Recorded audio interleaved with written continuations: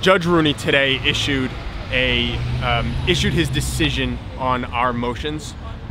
Among the more important issues is he has reserved decision on releasing Ramsey's testimony before the Eric Garner grand jury, specifically saying that because he recused himself in that case on that specific issue, that it is not appropriate for him to make that decision.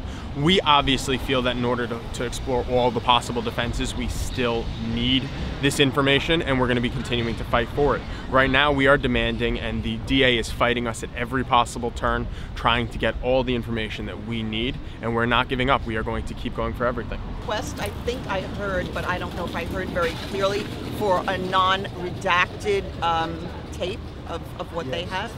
We want the unredacted tapes and the unaltered tapes. The previous attorney filed a set of motions in one of the two cases. In that, he asked for a special prosecutor to be assigned, essentially arguing for a conflict of interest. We believe that to address these issues, we need to know the extent of the conflict. We're not here to simply allege one. We want to know facts, we want to know details, we want to have actual evidence of it, and we are reserving the right to file this motion when we in fact get the discovery from the district attorney's office. They were talking about, right, like this is not related to the Eric Garner thing. I mean, so what is, like, where does it separate from that? It doesn't, as far as we're concerned, but there are a lot of different levels to this whole discussion. There's the issue, is this retaliatory, which is one level. There's an issue as to what he told the prosecutors when he was talking to them before testifying, what he told them when he was testifying. All those are three separate issues that have three separate legal arguments. They're just saying, oh no, we can't turn them over, and that's untrue, because grand jury minutes are often turned over. The question is whether, when it's quote unquote in their mind an unrelated case, whether it should be, and that's something that the court's going to have to figure out. So you're talking about the Eric Garner case? We want the testimony and debriefing of our client from Eric Garner.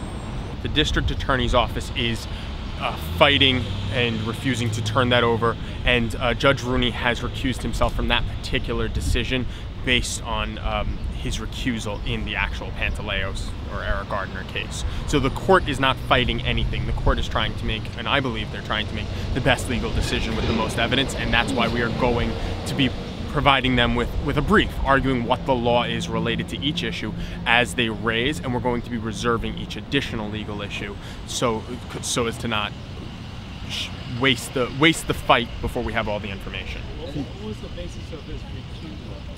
That's a matter of public record. I don't want to paraphrase it. He's issued a decision that is public. I would suggest anyone review that decision. I mean, the logjam is not the judge at this point. The logjam is the prosecution saying that it has nothing to do with this case and expecting us to take that on faith. I don't take things on faith. I am not required, nor would I ever take the word from the DA's office that something is so without seeing it for myself.